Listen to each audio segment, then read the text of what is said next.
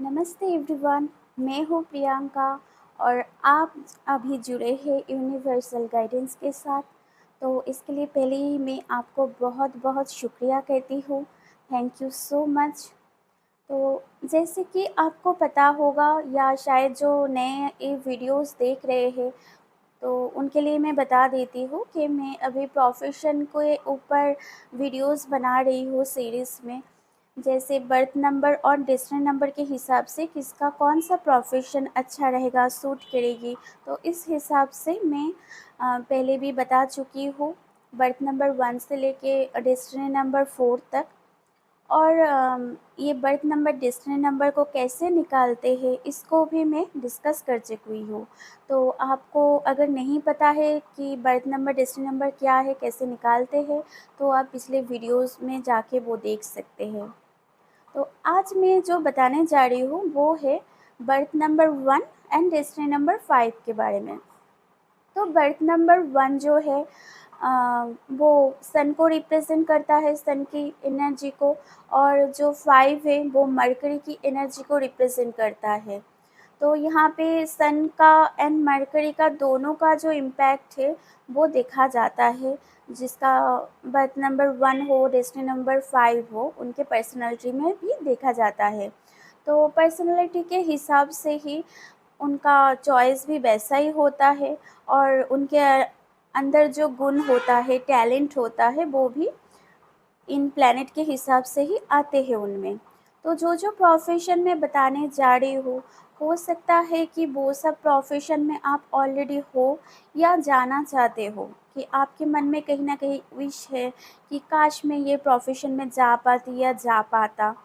तो वो भी हो सकता है। और ये भी हो सकता है कि आप ऑलरेडी प्रिपरेशन कर रहे हो उस प्रोफेशन में जाने के लिए, या आप ऑलरेडी हो। तो ये कोई भी मैच कर सकता है। और किसी भी साइंस में जैसे कि मैं बताती हूँ कि कुछ ना कुछ एक्सेप्शन होती है, तो इसमें भी एक्सेप्शन होती है। 100% किसी के साथ भी कुछ भी कोई भी साइंस रेजोनेट नहीं करती है। तो हो सकता है कि जो जो मैं बताऊंगी उसमें से कोई भी आपके इंटरेस्ट में नहीं आता हो, मैच नहीं करता हो। तो ये भी हो सकता है।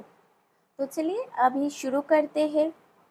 तो अगर आपका बर्थ नंबर 1 हो और आपका डेस्टिनी नंबर 5 हो, तो हो सकता है कि आप बैंकिंग सेक्टर में हो या फिनेंस रिलेटेड कोई भी सेक्टर में हो, अकाउंटेंसी रिलेटेड कोई काम हो, चार्टर्ड अकाउंट हो गया, ये सब काम आप कर सकते हो।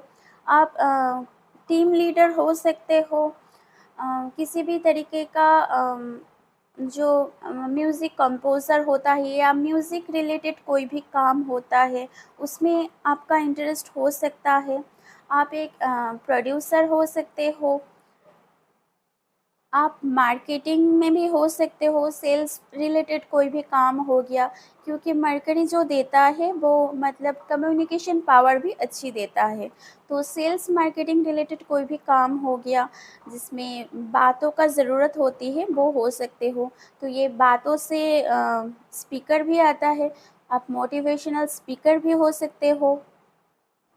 और कोई एक्टर भी हो सकते हो या परफॉर्मर आर्टिस्ट जो होता है, जो लोग मतलब स्टैंडिंग कॉमेडियन जो होता है, या कोई शायरी बताते हैं, जो स्टैंडिंग परफॉर्मर होते, स्टैंडिंग आर्टिस्ट जो होते हैं कम्युनिकेशन के थ्रू, वो कुछ भी आप हो सकते हो।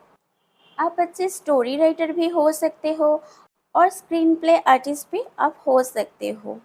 नेटवर्क कंसल्टेंट जो होता है वो भी आप हो सकते हो। इसके अलावा इलेक्ट्रिसिटी रिलेटेड कोई भी काम हो गया, उसके साथ भी आप जुड़े हो सकते हो।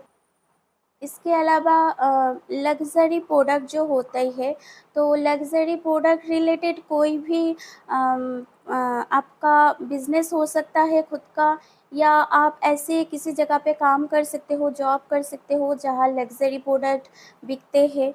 तो ये भी हो सकता है। आप एक मीडिएटर हो सकते हो। मतलब जो लोग करते हैं, मतलब मीडिएटर का काम करते हैं, सरकारी तरफ से भी करते हैं या किसी भी कंपनी में हो गया, डीलिंग में मीडिएटर का काम करते हैं कुछ भी, तो ये काम भी आप अच्छे से कर सकते हो।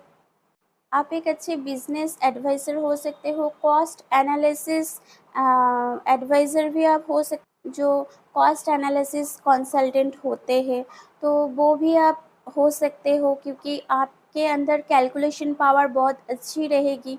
मतलब कहीं पे भी कुछ भी कैलकुलेट करके बैलेंस करके चलना हो, या जो होता है ना अकाउंट रिलेटेड काम जो मैनेज करते हैं कुछ भी, या कहीं पे भी कुछ काम में जो अकाउंटेबिलिटी जिसको कहते हैं, तो वो काम भी आप बहुत अच्छे से कर सकते हो।